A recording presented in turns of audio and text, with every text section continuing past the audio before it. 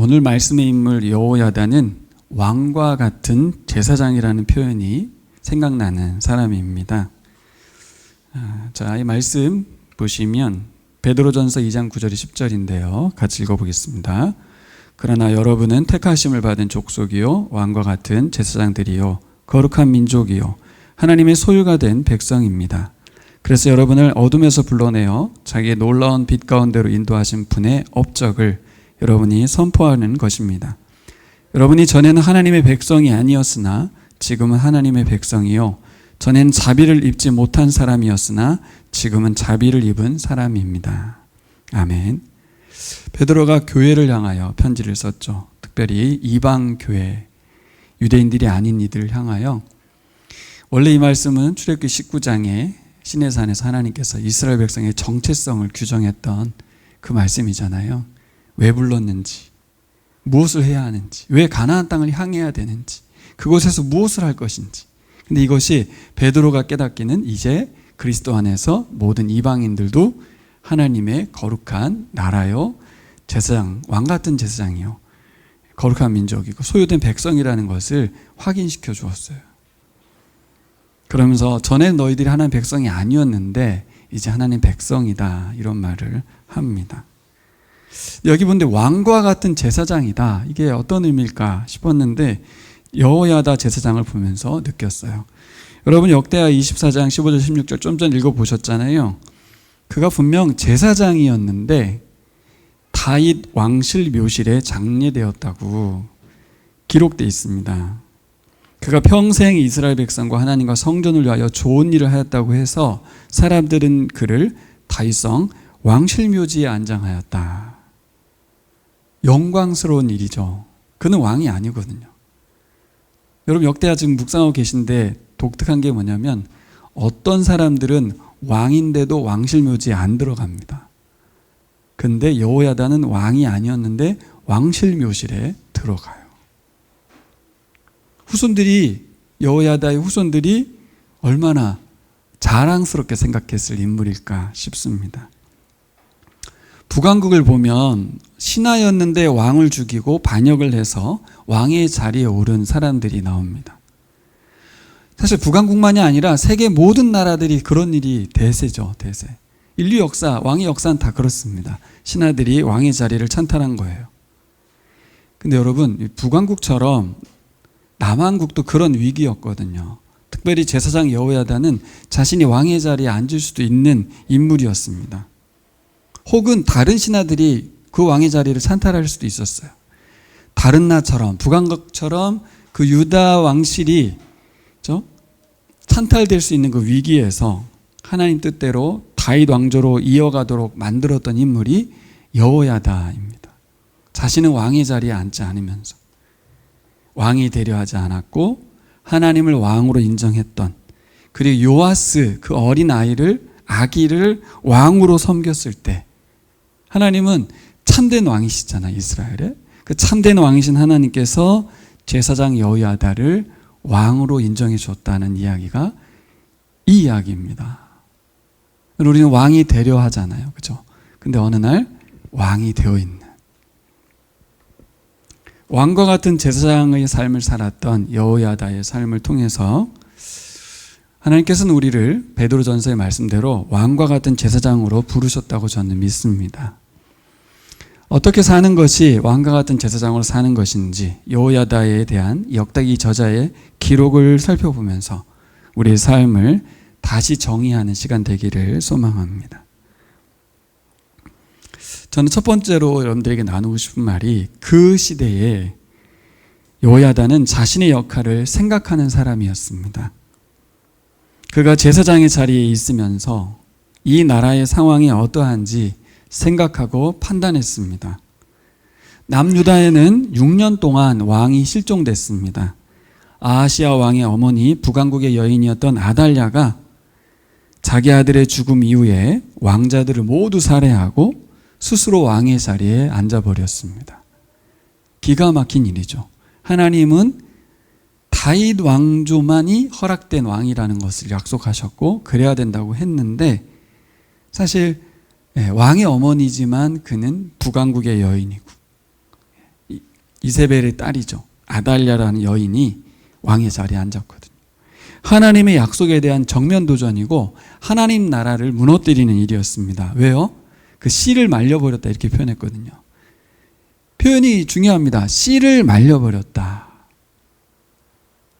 이것은 하나님 나라를 절단내겠다는 이야기였거든요.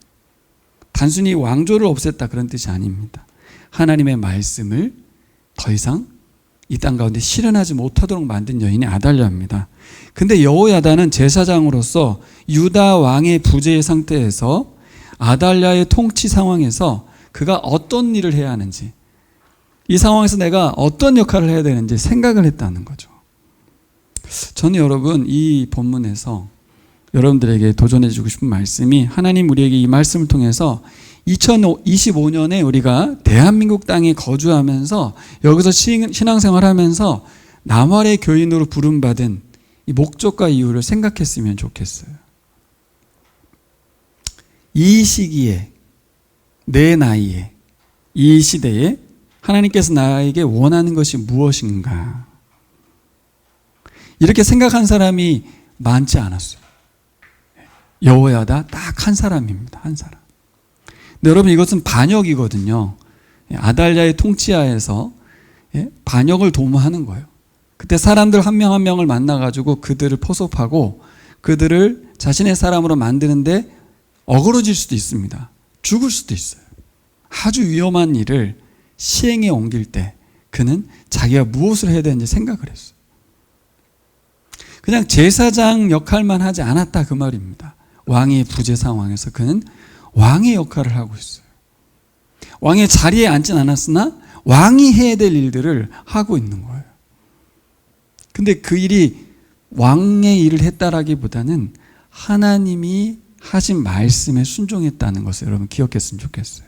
그게 왕적 역할을 수행하는 일이었습니다.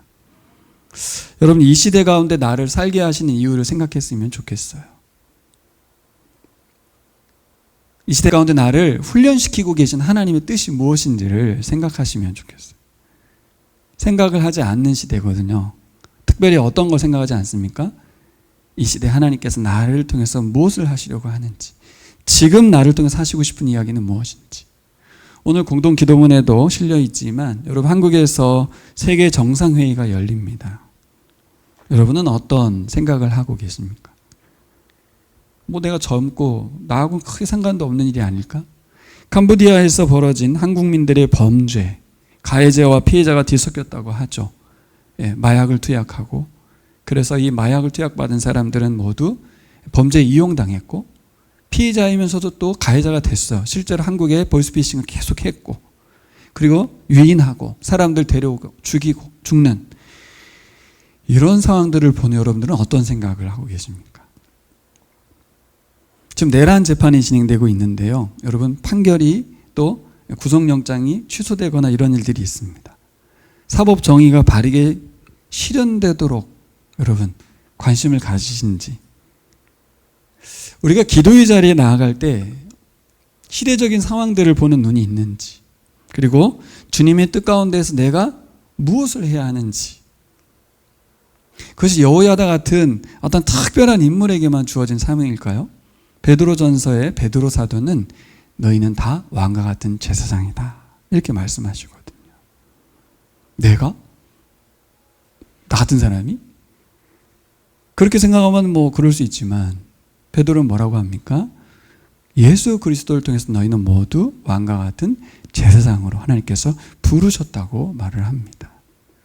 똑같아요. 시내의 산에서 이스라엘 백성들을 거룩한 나라요, 제사장 나라요, 소유된 백성으로 불렀다고 했을 때 그 말씀을 내 것으로, 하나님 나를 부르신 것으로 받아들인 사람만이 그 역할을 감당하는 거거든요. 하나님은 똑같이 부르셨는데 그 음성을 들은 사람만이 거기에 반응을 합니다. 우리가 나살기도 벅차고 한국의 상황도 벅찬데 세계 상황들까지 눈을 두어야 되는가? 트럼프까지 신경 쓸 일이 있는가? 여러분, 트럼프 대통령이 와서 김정은을 만날 수 있다고도 하죠.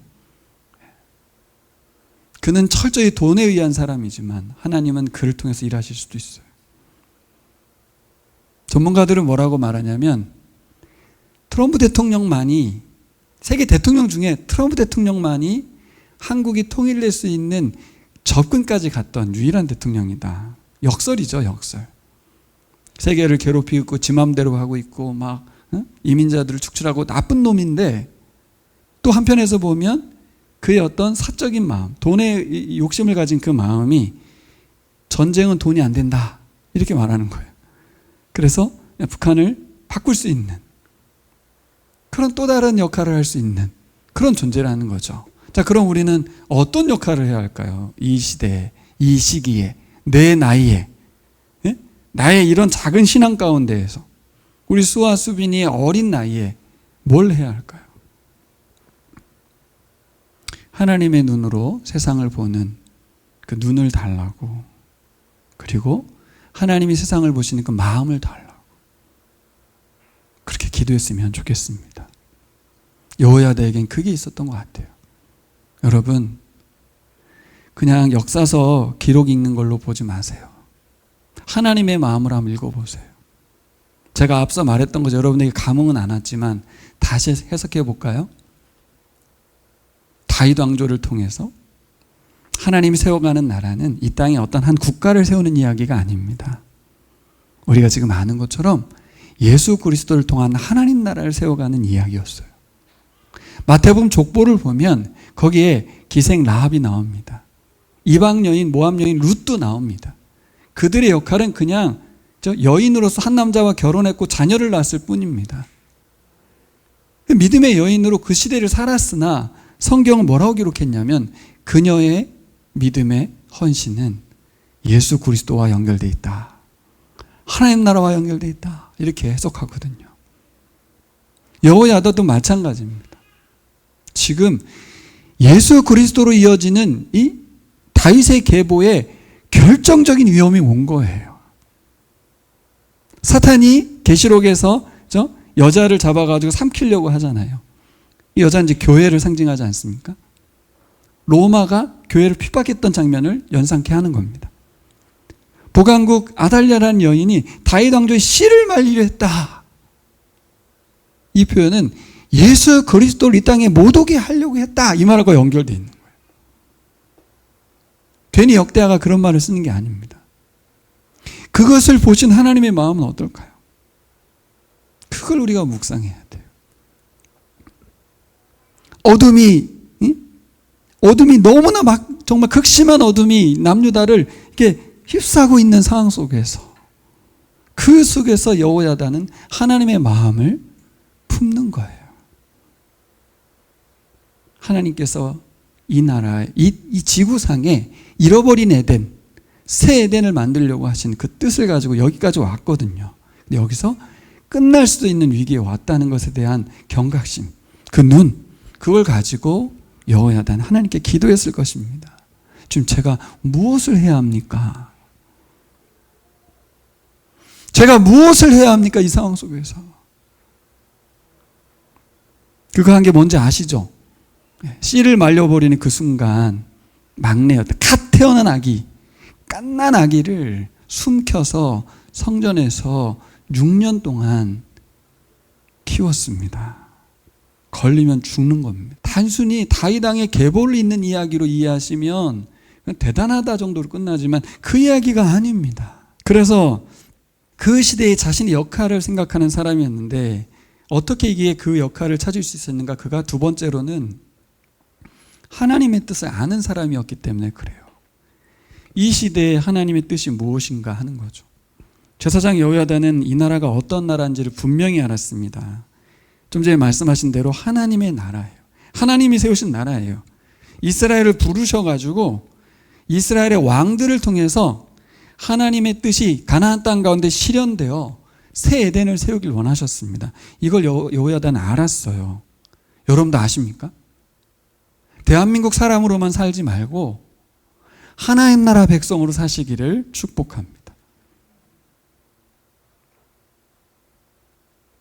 사실 완성되진 않을 것이고 세워지진 않을 겁니다. 그 나라는 주님이 다시 오실 날 세워지겠죠. 저도 그래서 그때 어린 시절에 목사님께 물어봤어요. 목사님, 왜 안 되는 걸 자꾸 하는 거예요? 너무 단순하죠. 안 되는데 왜 하라고 하지? 왜 헌신하라고 하지? 안 될 건데? 그러니까 완성은 안 되나 일부 되죠. 일부. 내 생애 동안 내가 사는 지역과 가정과 나라를 바꾸긴 하더라고요. 자, 그것을 통해서 우리는 알아가는 겁니다. 하나님의 뜻도 알아가고 하나님의 살아계심도 알아가고 하나님이 꿈꾸신 나라가 뭔지도 알아가고 결국 그걸 왜 알아야 됩니까?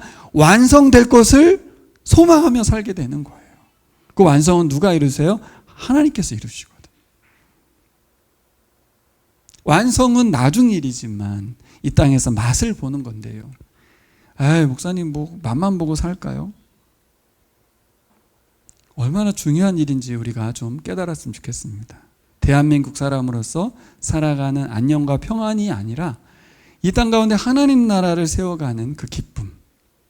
내 공동체 사람이 하나님을 알아가고 그의 통치를 받으며 함께 샬롬을 누려가는 가정과 사회와 나라가 되는 이 꿈을 여호야단이 알은 거예요.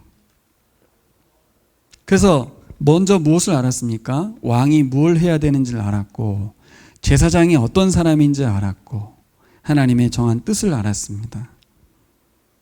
왕이 어떤 사람인가? 왕은 하나님을 섬기면서 하나님의 소유된 백성들을 다스리는 사람입니다. 이게 근데 되게 중요한데 왕이 까먹으면 안 되는데 이게 하나님 백성이라는 걸 자꾸 까먹어요. 여러분 저를 보세요. 여러분들이 잊으면 안 되는 게 우리가 상대하고 만나는 사람은 하나님의 사람들입니다. 예수님 안 믿는데도요? 우리 보라를 해서 알잖아요. 일부 기독교인들은 예수 믿어야만 하나님 사람이라고 정의하지만 그렇지 않습니다. 창조에 의하면 이 땅에 존재하는 모든 사람들은 하나님의 자녀였어요.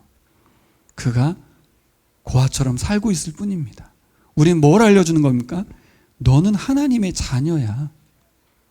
근데 스스로 못 깨어나니까 하나님이 그에게 하나님의 자녀의 정체성인 성령을 보내주셔서 다시 만들겠다는 거 아니겠습니까? 이 복음 아니에요. 그죠? 복음이 아니면 우리는 하나님의 자녀로 회복되기가 어렵습니다. 먼저 하나님의 자녀인 내가 다른 사람들을 대할 때 하나님의 자녀로 대하는, 결국은 예수 그리스도께서 이를 위해서 죽으셨다는 믿음을 갖고 사람들을 대해야 될 줄 믿습니다.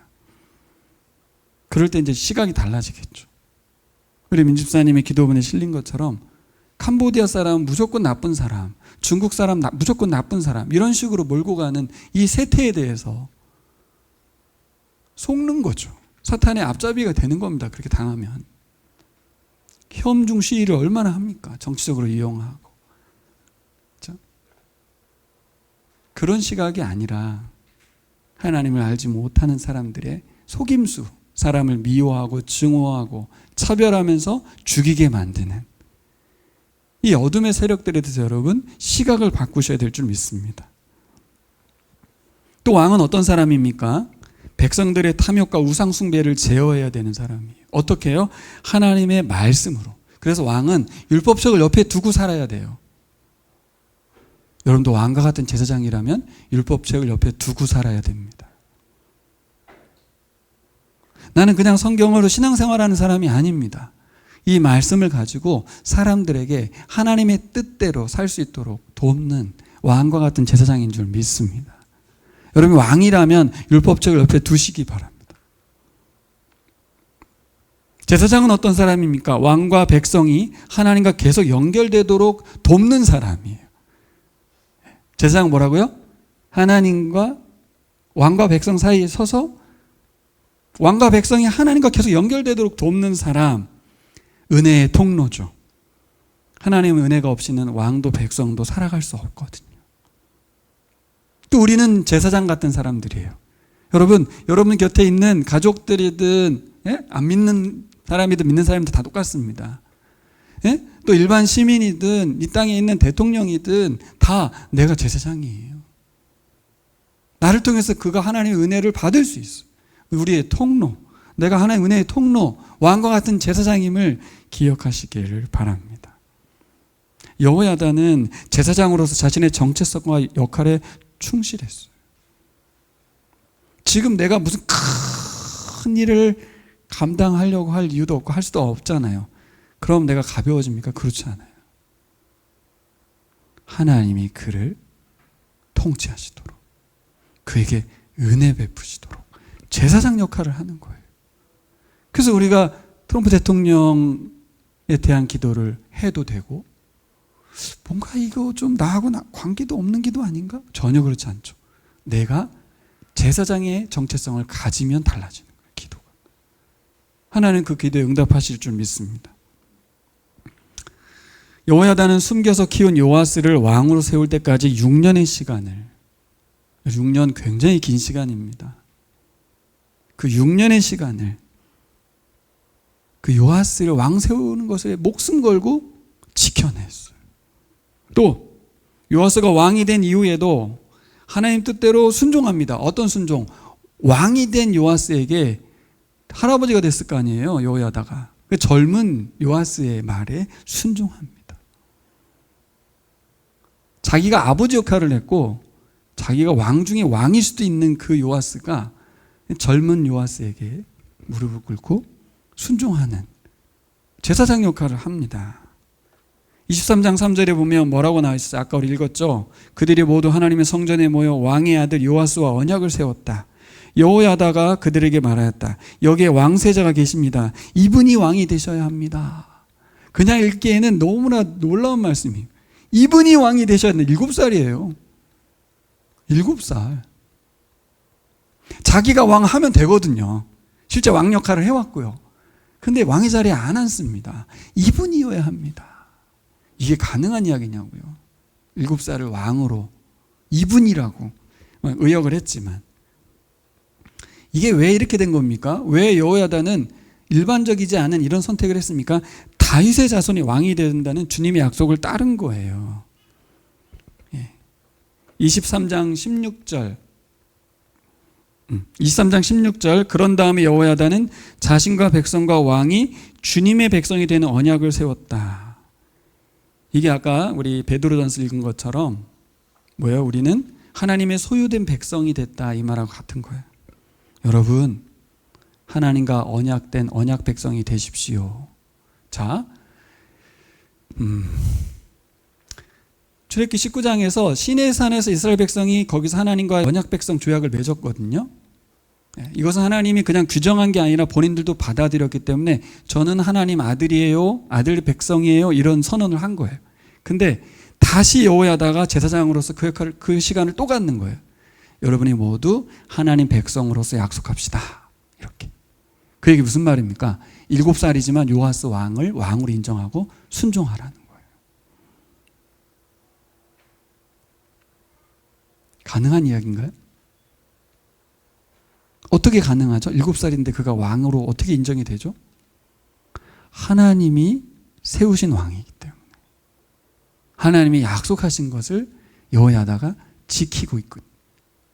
그러니까 우리는 누구하고 언약을 맺으라고요? 하나님과 언약을 맺으라는 거예요.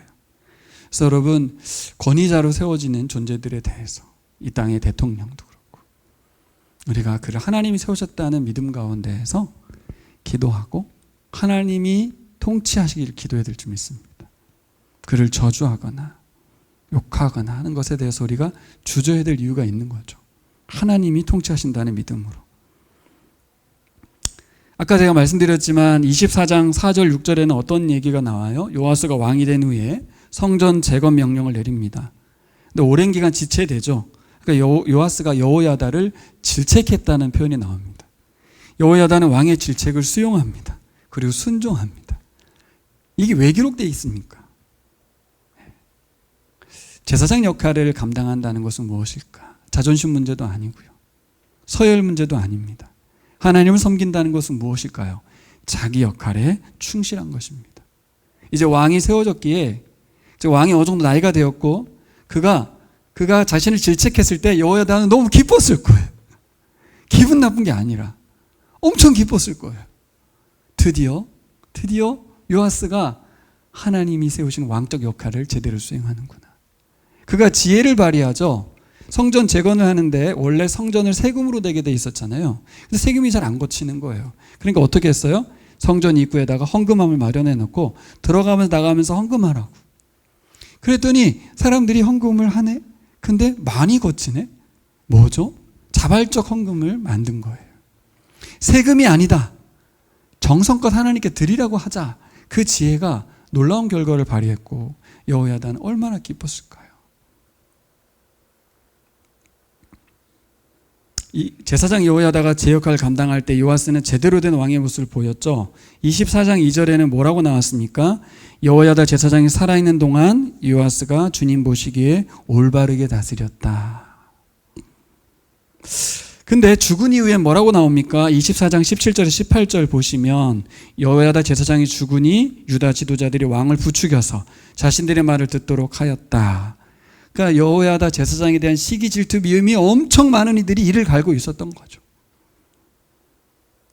그래서 요아스가 타락하잖아요. 그렇죠? 여호야다의 아들 스가랴를 죽여버리잖아요. 그러니까 이게 잠깐이었습니다. 잠깐. 우리가 이런 생각할 수 있거든요. 내가 좀 교회 헌신하고 그래봤자 잠깐 아니야? 여러분 그렇게만 생각하지 마세요.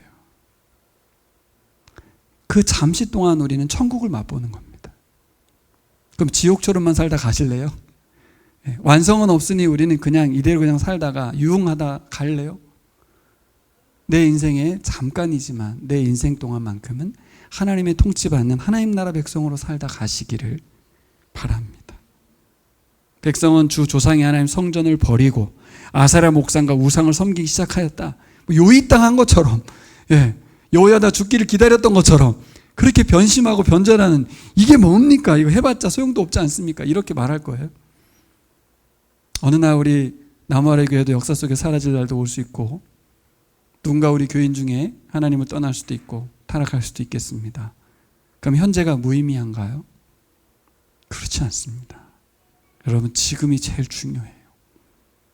지금 예배자로 사시고 지금 왕으로 사시고 지금 제사장으로 사시기 바랍니다. 과거도 흘러갔고요. 미래도 어떻게 될지 우리는 장담할 수 없습니다. 지금 여호야다처럼 사시기를 축복합니다. 미루지 마시고요. 그래서 제가 정리해봤어요. 여호야다를 보면서 왕과 같은 제사장이 뭘까 생각했습니다. 왕의 부재 시에 제사장 역할을 제대로 감당함으로써 왕의 부재를 채웠던, 어떻게 채웠습니까? 하나님의 말씀이 그 땅 가운데 실행되도록 제사장 역할을 충실했어요. 제사장 역할을 충실했습니다. 유다 나라를 하나님이 직접 통치하신 나라로 만든 것은 자기가 대신 왕이 된 게 아니라 자기 역할에 충실한 거예요. 그래서 네 가지를 생각해 봤어요. 제사장 역할의 첫 번째가 뭘까? 내가 다른 사람처럼 되지 않는 거예요. 이거 참 우리의 유혹이고 자꾸 우리가 하고 싶은 거거든요. 내가 남이 되려고 하는 거예요.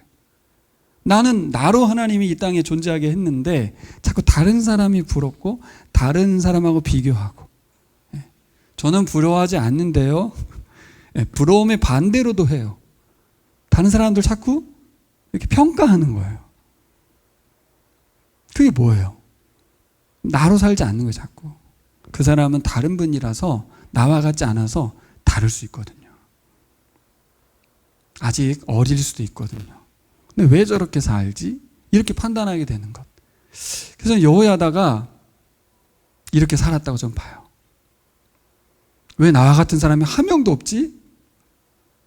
그렇지 않죠. 사람들을 한 명 한 명 세워가지 않습니까? 하나님의 뜻을 이룰 사람들을 한 명 한 명씩 세워가는 게 6년 동안 일어난 일이에요. 아무것도 안 한 게 아닙니다. 어느 날 갑자기 결단한 게 아니죠. 그 이따 찾아보고. 두 번째는 나에게 주어진 자리를 지켰다는 거예요. 그러니까 제사장으로만 살았어요. 정리해보면 왕이 되려 하지 않았고 자기는 제사장 자리에서 있었어요. 머물렀어요. 세 번째는 뭐예요? 하나님을 온전히 섬겼어요. 제사장으로서 하나님 온전히 섬기는 게 그 제사장 역할이 뭐였죠? 왕과 백성, 하나님 사이에서 하나님과 계속 연결되도록 돕는 사람. 이게 네 번째도 연결되는데 다른 사람, 하나님 사람으로 살도록 돕는 거. 그러니까 왕과 같은 제사장이죠.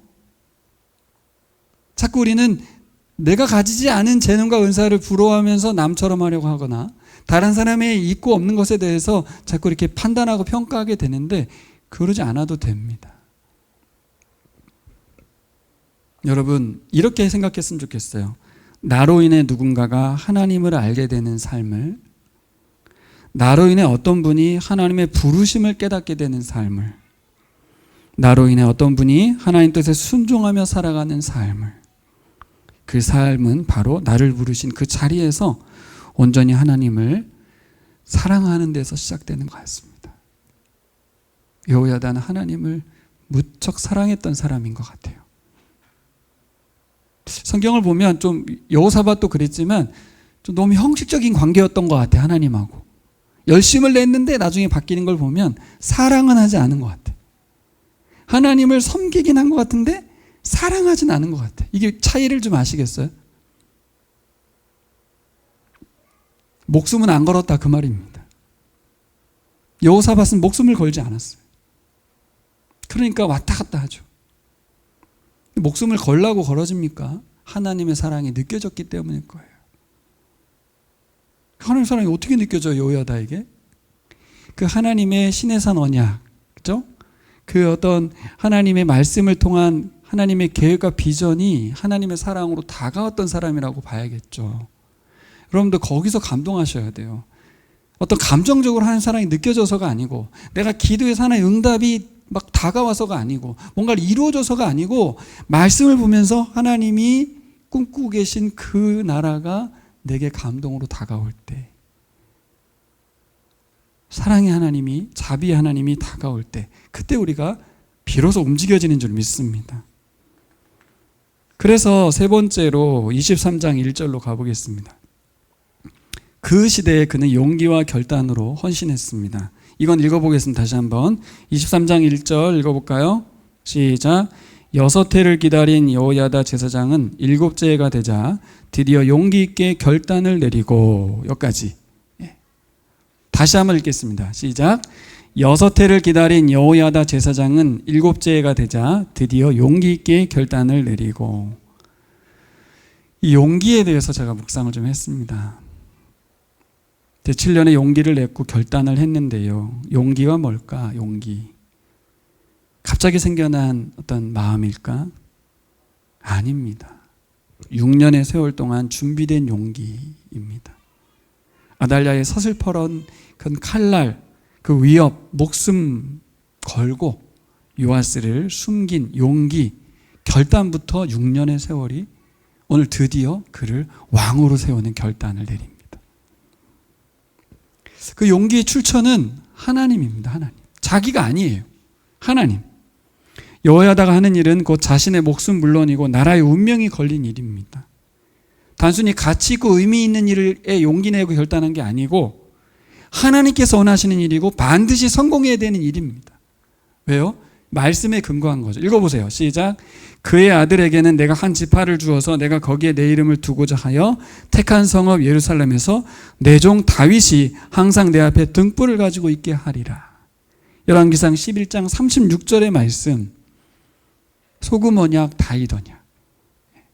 이스라엘 나라는 다윗을 통하여 왕조가 이어질 것이다. 내가 그렇게 할 것이다. 이 말씀을 마음에 새긴 사람이 여호야다입니다. 그리고 이 말씀이 이루어지기를 기도하는 사람이 여호야다예요. 하나님은 지금도 그런 사람 찾고 계신 줄 믿습니다. 제가 앞서 설명했지만 이것을 다윗 왕조의 다윗의 후손으로만 왕조가 된다 이렇게만 이해하면 어려워지고요. 이 다윗 왕조를 통하여 예수 그리스도가 오신다고요. 그게 성경의 역사잖아요. 룻기가 그거 아닙니까? 이방인 룻이 왜 모압 땅 자기 땅을 버리고 왜 가나안 땅에 가서 괄시를 받으면서 과부로, 청성 과부가 거기 가가지고 왜 신앙생활을 했는가? 결국 그를 통해서 다윗이 태어나거든요. 여호야다의 헌신을 통하여 다윗 왕조는 계속되고 예수 그리스도가 오시거든요. 자, 그럼 우리는 어떤 기도를 해야 되겠어요? 예수님 이 땅에 오심으로 교회가 세워지고 이렇게 하나님 나라가 확장되어지는 가운데에서 어떤 걸 기도해야 되겠어요? 예수님을 통하여서 확장되어지는 이 하나님 나라가 계속 확장되는 것에 대한 소망을 갖고, 그분이 이루실 완성될 하나님 나라를 소망하면서 거기에 우리가 기도하는 거죠. 하나님의 뜻이 이 땅 가운데 이루어지기를 원합니다. 우리 가정에, 이 나라에, 온 세계에 하나님 나라가 확장되게 해주십시오. 그 일에 저를 이 시기에 사용해 주십시오. 이렇게 기도해야 될 줄 믿습니다. 하나님의 이 약속의 말씀을, 이 말씀을 그냥 여호야다가 혈통적으로 다윗의 씨를 이으려고만 했다 이렇게 보지 마시고, 그래서 여호야다의 용기 있는 결단은 한번 시도해보자, 내적 동기에 의한 게 아니죠. 하나님을 향한 뜨거운 열정, 결연한 의지, 그거 아닙니다. 그거 아닙니다. 하나님의 은혜가 이 땅 가운데 계속 미치게 하기 위해서 하나님의 도구로 살겠다는 부르심에 대한 순종이었어요. 무엇에 헌신하시겠습니까? 하나님 은혜가 내 주변에 있는 사람들에게 계속 미쳐지게 하도록 내가 나의 삶을, 시간을, 돈을 쓰겠습니다 하는 거예요. 우리 양 집사님이 올린 글에 보니까 4년 넘게 한국 생활하면서 지내던 친구가 이제 고국으로 돌아간다고, 그래서 마지막 만나서 식사했다는 걸 봤는데 갑자기 좀 뭉클해지더라고요. 그 친구 입장에서 그동안 그 긴 세월 집에 못 갔다는 거 아니에요. 30시간 걸리기 때문에. 근데 그 세월 속에서 나와 함께 해주고 따뜻함을 느끼게 해주신 집사님이 감사했을 것 같아요. 근데 그 집사님의 감사지만 결국 그는 하나님의 사랑과 은혜를 전달받은 거잖아요. 그렇죠? 타국에 와서 그걸 느끼고 가는 거거든요. 세상에 경계심 많은 사람들만 있는 게 아니라 그냥 아무 조건 없이 그냥 사랑해주고 좋아해주는 사람이 계시구나라는 걸 알고 가면, 사랑을 느낄 때 그 사랑은 하나님으로부터 온 것이기 때문에 어느 날 그는 그것이 하나님으로부터 온 하나님의 사랑이라는 걸 알게 될 날도 오겠죠. 그 일은 하나님이 하실 겁니다. 우리는 그저 통로로 사는 거예요. 내 인생 멋지게 드려야지 하나님께. 그게 아니고 하나님이 지금 이때를 위해 나를 준비시키셨고 또 헌신하게 원하신다는 걸 알았던 사람이 여호야다입니다. 여러분, 우리가 인생 중에 뭐 여호야다처럼 이렇게 거대한 반역 프로젝트에 참여하는 그런 일이 뭐 있겠습니까? 목숨 걸 일이 얼마나 있겠습니까? 그렇죠? 있을 수도 있습니다. 그러나 뭐 얼마나 있겠어요. 그래서 용기와 결단을 생각해 볼 때 내가 뭐 용기 내고 결단할 게 뭐가 있을까? 이런 생각이 들지 않습니까? 그리고 내가 그런 사람일까? 내가 왕과 같은 제사장이라고 목사님은 말을 하는데 그게 뭐 느껴져야죠. 그죠? 거대한 일에 용기와 결단을 내리기 전에 우리가 일상 가운데서 계속해서 용기와 결단의 삶을 살아가야 된다는 걸 말씀드리고 싶어요. 여호야다가 목숨 걸고 왕의 즉위식을 준비하는 이상 7년차 되는 해에 드디어 거사를 치르는 이 상황, 이 용기와 결단이 한순간에 이루어지지 않잖아요. 6년의 준비, 6년 이전부터. 여러분, 지난주 제가 제안했던 말씀에 묵상적 성경 읽기에 대한 제안을 드렸죠. 4가지를 드렸죠. 그럼 어떤 반응이 여러분에게 일어났는지 궁금합니다. 이건 제가 제 말씀을 순종했느냐 여부를 묻는 게 아니에요.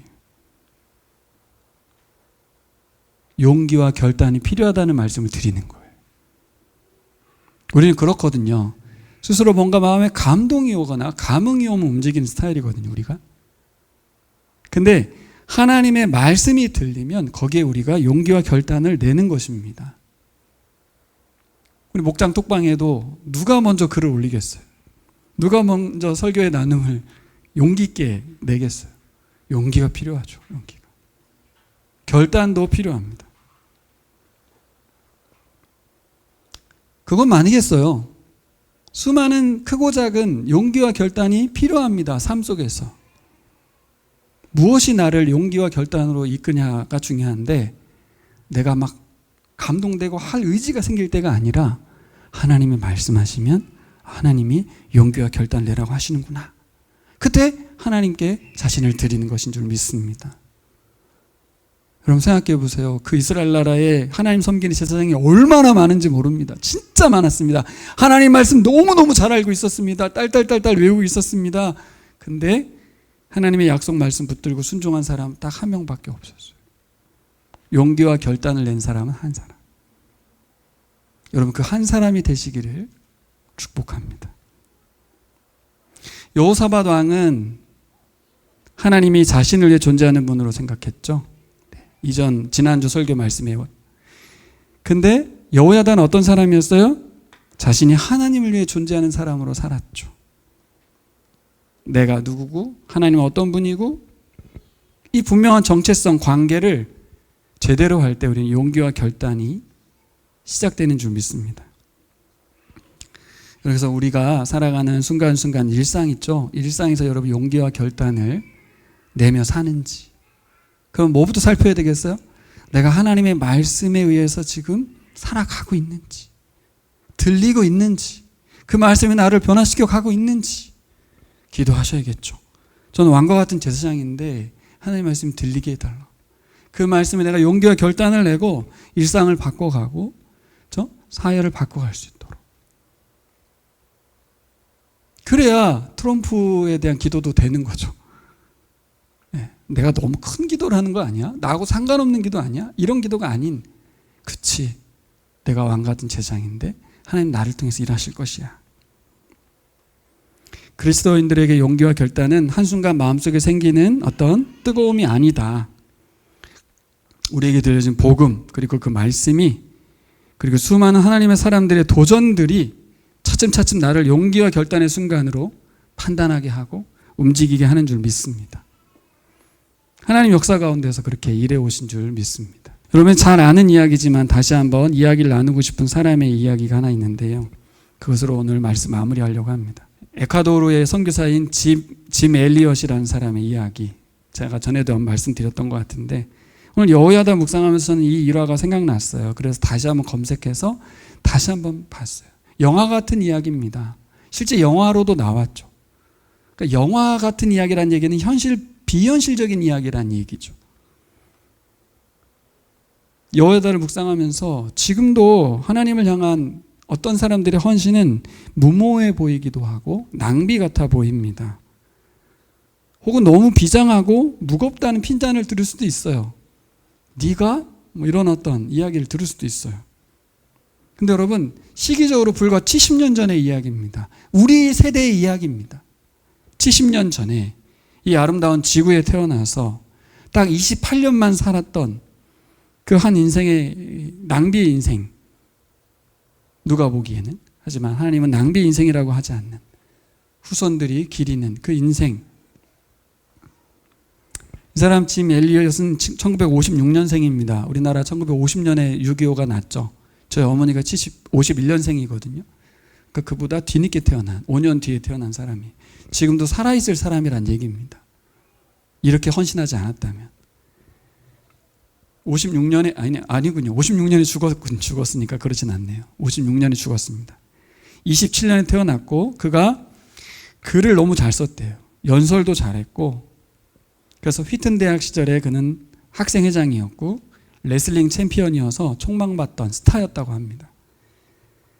그가 학교를 수석 졸업했고 사람들은 그가 굉장히 영적인 사람이어서 미국에서 교회 개척을 하고 선한 영향력을 미칠 거라고 기대했다는 거죠. 근데 그러다가 어느 날 남아메리카를 향한 하나님의 부르심을 받습니다. 자, 이 표현이 있는데 같이 읽어볼까요? 왜 어떤 사람은 복음을 한 번도 듣지 못하는데 다른 사람들은 2번씩 들어야 합니까? 네. 이게 이제 짐 엘리엇이 한 말이래요. 에콰도르에서 먼저 사역했던 선교사님과 교제하면서 복음을 한 번도 전해 듣지 못한 사람들 아우카 부족에 대한 이야기를 듣고 그 부족을 섬기겠다고 정합니다. 그래서 55년도 죽는 해죠. 55년도에 비행기에서 막 선물을 투하하면서 거기에 God is love, 하나님 사랑이시다, 당신들을 사랑한다라는 메시지를 담아서 전도를 했다는 거죠. 근데 하나님 마음을 주시는 거예요. 대면 전도를 하고 싶다. 그런 마음으로 5명의 젊은이들이 짐 엘리엇과 함께, 6명인가 봐요. 간단한 짐만 챙겨서 그 섬에 들어갑니다. 해변가에 텐트를 치고 아우카 부족에게 복음을 전했다는 것이죠. 근데 딱 5일이 지났는데 연락이 안 오니까 그 부족이 굉장히 잔혹하고 독하다는 것을 알고 있었기 때문에 다시 비행기를 보냈는데 도착해서 보니까 1956년 1월 8일 5명 모두 도끼로 창으로 죽임을 당해서 시체가 해변가에 있었다고 합니다. 근데 굉장히 이상했던 건 여러분들 아시는 것처럼 권총이 그들 주머니에 그대로 있었다는 거죠. 분명히 죽일 수도 있었는데 죽이지 않고 그대로 죽었다는 거예요. 그래서 미국 현지에서 난리가 났어요. 라이프지, 타임지 막 해서 10페이지의 특집 기사를 내면서 아우카족은 수백 년 동안 외부인들을 모두 다 죽여왔다. 다른 인디언들은 그들을 두려워하였으나 선교사들은 아우카족에게로 가기로 결심했다. 이 얼마나 불필요한 낭비인가. What an unnecessary waste. 쓰레기 같은 짓을 했다. 그 말을 한 거예요. 이 장래가 촉망되는 젊은이들이 도대체 무엇 때문에 멀리 남미까지 가서 제대로 알지 못하고 개죽음을 당해야 되느냐. 이렇게 막 난리가 났습니다. 한 기자가 그 아내에게, 엘리자베스에게 인터뷰하면서 또다시 이런 말을 했어요. What a waste. 이 낭비는 뭐야? 이렇게 말을 했다는 거예요. 근데 그 아내가 20대 초반밖에 안 됐는데 그 아내가 기자를 똑바로 쳐다보면서 이렇게 말했다고 합니다. 낭비라니요? 왜 그런 말씀하십니까? 나의 남편은 어렸을 때부터 이 순간을 위해 준비했던 사람입니다. 내 남편이 이제야 그 꿈을 이룬 것뿐입니다. 이후로 다시는 내 남편의 죽음을 낭비라고 하지 마십시오. 이렇게. 그래서 그가 휘튼 대학 시절에 기숙사에 있었던 시절에 썼던 글이 이제 나중에 발견돼서 책으로 내는데 19살 때 쓴 글이라고 해요. 이런 기도 같이 읽어볼까요? 주님 성공하게 하소서. 높은 자리에 오른다는 것이 아니라 제 삶이 하나님을 아는 가치를 드러내는 전시품이 되게 하소서. 이야, 이게 19살 때. 같이 읽어보겠습니다. 하나님, 제가 감히 하나님께 기도합니다. 이 부족한 나의 나무 토막 같은 인생에 주여 불을 붙여 주소서. 제가 주를 위해 탈 수 있도록 나의 삶을 주께서 소멸시키십시오. 이 몸은 주의 것입니다. 나는 오래 사는 걸 원치 않습니다. 완전하고 풍성한 삶을 원합니다. 바로 주님과 같이. 야, 대단하죠. 네, 19살에 이런 기도들을 계속 하면서 자신의 생을 드리고 싶어 했어요. 그래서 목숨마저 두려움 없이 아마 아우카족에게 갔겠죠. 이 이야기가 여기서 끝나지 않는다는 거 여러분 아시죠? 이 젊은이들의 아내 5명이 다시 여인들끼리 팀이 되어서 그 갓난아기들 부둥켜 안고 그 아우카족에게 갔죠. 1년 동안 간호사 준비를 해가지고 갑니다. 우리들이 남편들이 못한 일을 우리들이 마저 해야 된다. 엘리엇의 아내 엘리자베스가 갔는데 반전이 일어나죠. 아우카족은 여인을 죽이는 것은 비겁한 짓이라고 생각해서 여인들은 안 죽입니다. 여인들은 그걸 모르고 들어간 거예요. 근데 안 죽이는 거예요. 그래서 계속 돌보고 치료하고 여러 해 동안 헌신을 했을 때 추장이 어느 날 부인에게 물었습니다. 당신은 누구고 우리를 왜 이렇게 애쓰냐? 수고하는 이유가 뭐냐? 그러니까 수년 동안 아무 말도 하지 않은 거예요. 자신의 정체도 밝히지 않았고 복음도 말하지 않은 거예요. 그냥 치료해 준 거예요. 백인 여인들이 와서 그 아리따운 20대 초반의 젊은이들이 애기들 데리고 와가지고 나는 5년 전에 당신들이 죽인 그 남자의 아내입니다. 하나님의 사랑 때문에 여기 오게 됐습니다. 이렇게 말했다고 해요. 네, 아우카족의 주장이 믿으면 다 믿잖아요. 그 인디언은 모두 예수님 영접하고 나중에 아우카족 주장이었던 사람이 빌리 그레함 전도 집회에 와서 간증을 합니다. 이렇게 우리들은 그분들에게서 복음을 받고 하나님을 믿게 됐습니다. 그 젊은이들의 희생이 아니었다면 우리는 아직도 그렇게 살고 있었을 것입니다. 그분들의 죽음으로 인해 우리들은 빛을 보게 되었습니다. 우리도 오래 살기 원치 않습니다. 주님처럼 그분들처럼 살기 원합니다. 와, 놀랍죠? 여호야다 같은 사람은 여호야다 같은 아들을 낳고 스가랴는 하나님의 말씀을 외치다가 요아스한테 죽어요. 짐 엘리엇은 항상 하나님의 뜻을 물었습니다. 하나님의 뜻이 이 땅에 이루어지기 위해서 제가 무엇을 해야 합니까? 이렇게 물은 거죠. 그의 선교 사역은 결국 죽음으로 끝났습니다. 근데 복음을 위하여 열매를 맺는 씨가 되었어요. 씨가. 성경이 씨를 말려버린다는 말이 개히 나오지 않죠. 예수 그리스도라고 하는 그 한 생명이 땅에 떨어져서 썩어버리면서 그 씨가 우리에게 새 생명을 준 줄 믿습니다. 짐 엘리엇과 그 젊은이들의 순교의 씨가 수많은 남아메리카의 부족들을 살렸죠. 나중에 1992년도 얼마 전이죠. 그때 와우라니 우림 지역의 외딴 마을 티네노라고 하는 곳에서 그 와우라니어로 번역된 신약성경 봉헌 예배를 드렸었다고 해요. 그때 75명의 그 부족들이 참여했고 또 그 부족의 대표가 신약성경을 읽어갔고, 근데 그 중에 거기 참여한 사람들 중에 3명이 바로 그때 그 선교사들을 죽였던, 직접 살해했던 그 사람들이 그 예배의 자리에서 와우라니어 성경을 읽으면서 예배에 참여했다고 합니다. 그리고 그 이후에 수백 개의 교회가 에콰도르에 생겼다고 해요. 영화로도 나왔죠. 자, 이런 예화를 읽으면 우리가 좀 뭔가 이 사람들처럼 막 모든 걸 걸고 여호야다처럼 뭔가 큰 일을 해야 될 것처럼 그걸 말씀드리고자 한 건 아닙니다.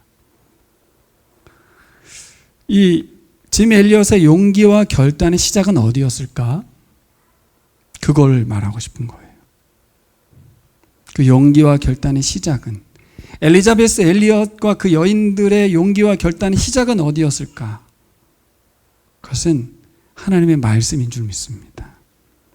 창세기부터 시작된, 그죠? 아브라함을 부르시는, 그 언약을 이루시는, 다윗을 통한 언약을 하시고, 예수 그리스도를 이 땅에 보내시고, 그죠? 우리에게 성령을 보내시고, 교회를 세우시고, 하나님 나라를 완성해 가시는 이 인류 역사를 우리의 눈으로 성경을 통해서 확인하면서 보는 거예요. 아, 내 생애는 잠깐이지만 하나님 나라 영원하구나. 그래서 그가 했던 아주 유명한 말 있잖아요. 영원한 것을 위해서 영원하지 않은 것을 버리는 것은 바보가 아니라고. 오늘 말씀에 나오는 대로 여호야다는 용기를 내어 결단했습니다. 엘리엇도 엘리자베스도 그 친구들도 모두 용기 내어 결단했죠. 친구 전도하는데 내가 시간 들여서 훈련받는데 용기가 필요합니다. 결단도 필요해요. 근데 우리가 어느 날 살다 보면 교회를 다니는 것 외에 사람들을 전도하거나 섬기는 일에 있어서는 주저하여 용기를 내지 않아요. 결단도 안 하게 돼요. 마치 하나님이 알아서 하시겠지, 때가 되면 믿겠지, 이렇게 하는 경우가 많은 것 같아요. 여러분, 나의 의지나 선한 동기가 아니라 하나님이 주도하셔서 우리를 말씀의 사람으로 만들어 가시는 줄 믿습니다. 준비된 용기, 준비하여 시행한 결단의 순간이 다윗 왕조가 이어지고 메시아 예수님이 이 땅에 오셨어요. 우리가 그것을 놓치지 말길 바랍니다. 우리를 왕과 같은 제사장으로 부르신 하나님의 선하신 계획을 믿고 우리 삶에 용기와 결단을 내면서 살아가는 여러분이 되시기를 축복합니다. 기도하겠습니다.